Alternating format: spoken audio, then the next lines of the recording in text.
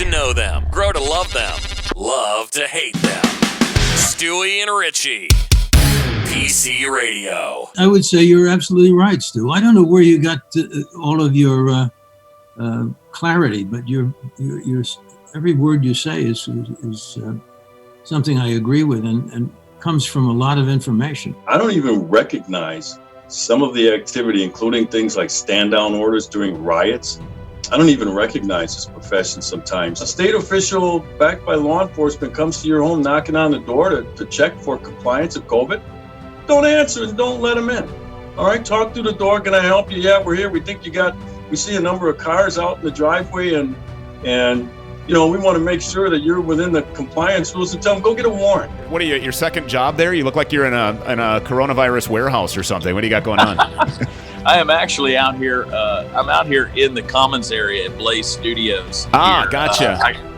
I look left over here and I see Glenn Beck's office, and he's in here trying to think of the next crisis for all of us and scare us to death. Yeah. Are you labeled a chauvinist and all these other things that I'm labeled all the time? 100%, man. I'm a sexist. I'm a chauvinist. I'm toxic. I'm a bigot. I'm misogynist. I'm all of those things.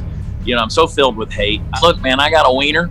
I'm imagining you got a wiener. If you don't have a wiener, then you're either a woman or you're injured, right? So I just say it's pretty much that. That's the way life is. Is it okay if a person that we're arresting because they don't want to put on a mask, if they're resisting and they get a broken arm, is that mask really worth that effort and that arrest? And the answer is very much no. To slowly erode us from within by stripping us of our knowledge of the United States Constitution. If you have an informed populace who knows their rights, you cannot strip them of their rights. But if you can strip them of their education, you can take their rights. Child trafficking is a $38 to $50 billion a year criminal enterprise. Wow. Fastest crime spree on earth.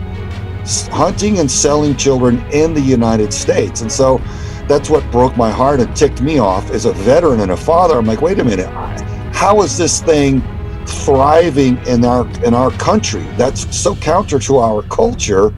And I realized a covert operation like that domestically can only survive through great secrecy and top cover from corrupt officials and from a corrupt mainstream news media. Here we are standing by, letting the whole world see that our cops are doing nothing. Buildings are burning down. You got politicians going after the cops and so on. And it's all got to do with politics. Strictly politics. There's a lot more support now for some of the younger veterans getting out. There's transitional programs and so forth. But, you know, when I got out, a lot of the skills you mentioned, being airborne or dive qualified or HALO or whatever that looked like, didn't necessarily translate into the civilian world. A lot of folks weren't looking for airborne qualified office administrators. Right. Yeah. There are over 7,000 black homicides a year in this country. Police account for 0.2% of them. And the 0.2%, probably 99% of those are justifiable. So the police aren't the problem in black and brown communities. I'm of Puerto Rican descent. I grew up in the Bronx. I policed in the Bronx. There's nothing that a white person can do in this country that a black person cannot. The police aren't the enemy of black and brown people. We are killing each other. We are the issue. Look, what you need to know is it's possible that the Dominion software thing is a distraction from the airplanes. So maybe the ballots on airplanes is the real thing going on. A lot of things are happening. There's a lot of witnesses.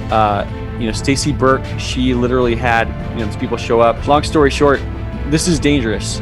And if Biden wins, people like me, people like Stacey Burke are going to be at even greater risk.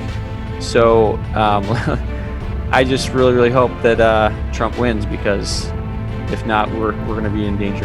Well, guys, I've said it many times on my show. We need to bring back duels and fistfights. Yes.